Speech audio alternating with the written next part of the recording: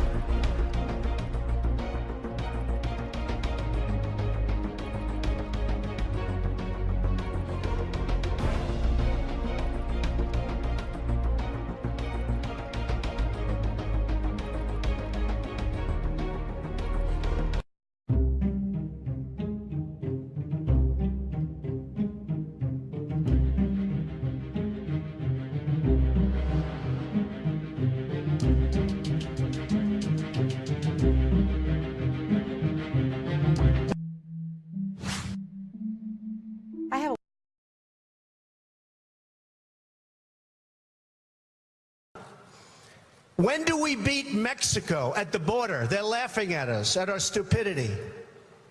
And now they're beating us economically. They are not our friend.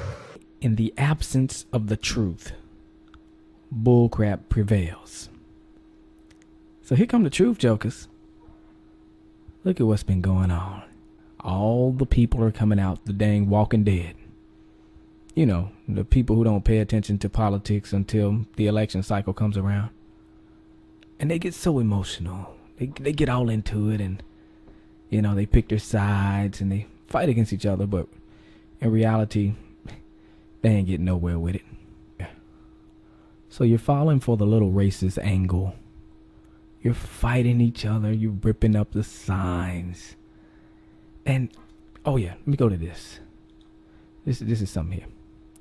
How is it that this little fake joker right here comes out and endorses Donald Trump? Now, elections are all about perception. So when you see this guy endorsing Donald Trump, you will say, oh, well, Donald Trump is a racist because he's endorsing Donald Trump. But here's the thing. What is KKK? Well, the KKK was created by the Democrats. The KKK still belongs to the Democrats. So this guy right here knows that if he comes out and throws his support behind Donald Trump, it's going to get the reaction of this. That's the only reason why he's coming out and doing that. Lyndon B. Johnson did the same thing in the 1964 election. He made an ad saying that Barry Goldwater was endorsed by the KKK. But how is he going to say that when the KKK is a democratic entity? They are the prop, and I'm talking about the KKK. The Democrats are the most racist party in history, the only party in American history to kill black people because they wanted them to vote Democrat. Lyndon B. Johnson said, I'll have those N-words voting Democrat for the next 200 years. When he was talking about N-words, he was talking about black people. And black people, they still vote Democrat. Cover the New York Post. Feds rip Hill for hiding, lying, dodging. She's been e-nailed. All along she said the server was allowed, that I'm cooperating. Now, as it turns out, server not allowed, and she has been stonewalling. This is a devastating 80-page report issued by the Inspector General of the State Department, a person appointed by the President, confirmed by the Senate to monitor the State Department in the Kerry years. This is John Kerry's Inspector General. And it puts the lie to some of the things she said. Many times she has said, I didn't break any government rules. We're not talking about espionage. The FBI is not involved in this at this point. And what I did was allowed. This demonstrates conclusively that what she did was not allowed, that she broke all the rules with respect to diverting 100% of her digital communications to her private server. Here's something that's new in here. Occasionally the server in the basement of their home in Chappaqua went down. And instead of using a government BlackBerry, which was offered to her on numerous occasions, she decided to go dark, because she was terrified of having to comply with the Freedom of Information Act, that somehow the public would know what she said. Wow. So she either had her aides read documents aloud to her on the phone, or she chose not to communicate. So also, what about the junior aides that were told to keep quiet when they spoke up in 2010 and said, why is she using a private server? Should we really be doing that? They said, don't you ever bring that up again about the Secretary of State. And how many times has Hillary Clinton said, I encourage my people to cooperate with all investigations. I can't wait to talk to investigators. It's a lie. Did she talk to these investigators? No. Did any of her people talk to these investigators? No. Condoleezza Rice, Colin Powell, Madeleine Albright, and their chief aides all spoke to these investigators. Judge, will there be an indictment? Yes, there will be an indictment. Well, I don't know if there will be an indictment. Is there enough evidence to indict? Yes, just from the public record. If the Justice Department presents to a grand jury just what's in the public record, there is more than enough evidence to indict. If there's enough evidence, then why wouldn't she be indicted? There might be a political decision from the West Wing or from the Justice Department. I hope not, but it's not out of the realm. Plus, this is completely separate from the FBI criminal investigation. Correct. This is that department saying, yeah, we blew it. Right. Remember when she said it's a security review? Well, we know that's not the case because the FBI doesn't do security reviews. This was the security review. And she flunked it. She did, and this is somebody from a Democratic administration who was appointed by a Democratic president for her successor. Correct. All right, let's move on. Jarring news out of West Palm Beach down in Florida yesterday. I thought this case was over. Casey Anthony was seen buying a brand new, we believe, Ford Escape SUV at a dealership down there. There's the car. As it turns out, we discovered a couple of days ago, court documents released from a private investigator on her case revealed that apparently her defense attorney, Jose Baez, told him that she killed her daughter. How can...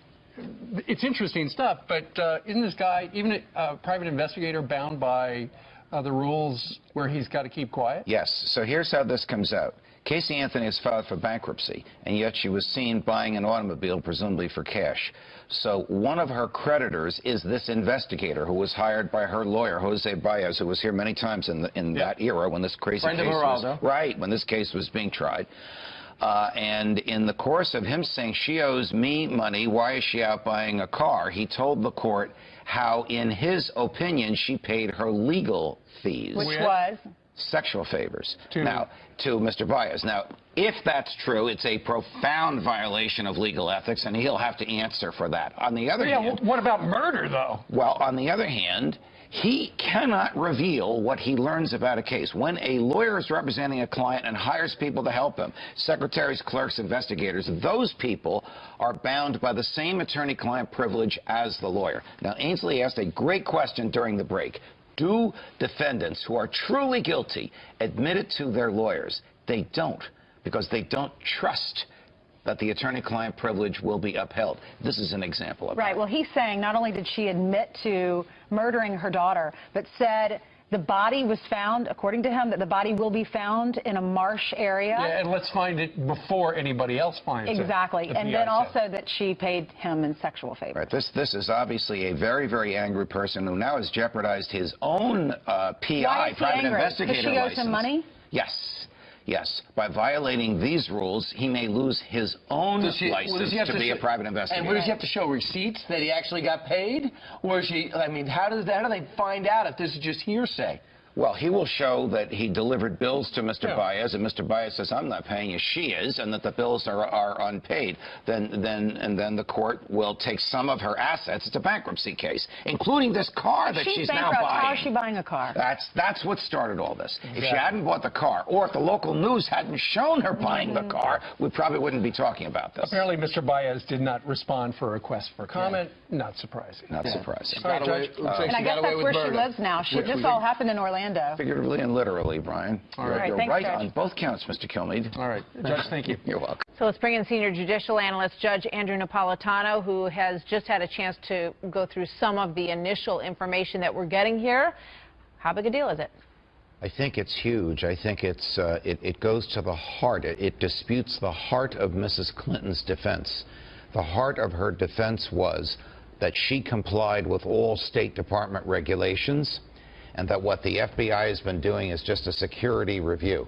We now know from Director Comey's own words the FBI doesn't do security reviews. We now know that this was the security review. The security review is a review of how the State Department keeps safe the secrets entrusted to it.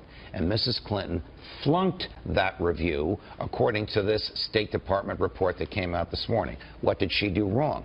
She knowingly and willfully violated her own State Department requirements that she put in place for all other employees with respect to retaining records and making those records transparent. By the time she was Secretary of State, the rules were far more specific than they had been under former Secretaries Colin Powell and Condoleezza Rice, simply because more of the State Department's work was done electronically in her years than had been done previously. She acted as if those rules didn't exist, whereas she put them in place and she was responsible for enforcing them. Yeah, so the Federal Records Act changed in 2014 to keep pace with the fact that everybody was on smartphones at that point. She has used as her defense in many instances, I just did what former Secretaries of State did. And this report says, yes, you did. Other Secretaries of State also didn't do a great job on this, but specifically says her failures were singled out as more serious. That's because she diverted 100% of all digital traffic coming to her through her home server. The former Secretaries of State did not do that at all. She was also harshly criticized, excuse me, for keeping some of the email traffic from the State Department, which to this day she believes she wiped clean. I happen to believe the FBI found what she thinks she wiped clean, but the report criticized her for not voluntarily returning to the State Department what she took with her when she left office. Yeah, so in terms of the investigation, because you're saying this was the security review, it was done at the State Department, it is damning, and it was done by their Inspector General, who is part of the State Department, but does this at an arm's length to get an unbiased look at what she did. The FBI investigation is ongoing. What impact, if any, does this information have on the FBI investigation? I don't think it has much impact on the FBI investigation because I think the FBI already knows this, but the political impact could be devastating. It's a very bad week for her. As we speak, our colleague Catherine Herridge is in a federal courtroom in Alexandria, Virginia, listening to this Romanian hacker tell a federal judge about the deal his lawyers cut with the Justice Department. The quid pro quo is, don't send me to jail for a long time, and I'll tell a jury how easily it was for hackers in Europe to get into Mrs. Clinton's emails. Which was a private email server, which was at her house. It was not a State Department server. This AP revelation of the State Department investigation of her is more continual cascading bad news from Mrs. Clinton, all of it in the direction of misbehavior while she was Secretary of State. Of all the news that's come out in this past 6 months on this, none of it has been good news for her. And she has said that she did nothing wrong, and this report says otherwise.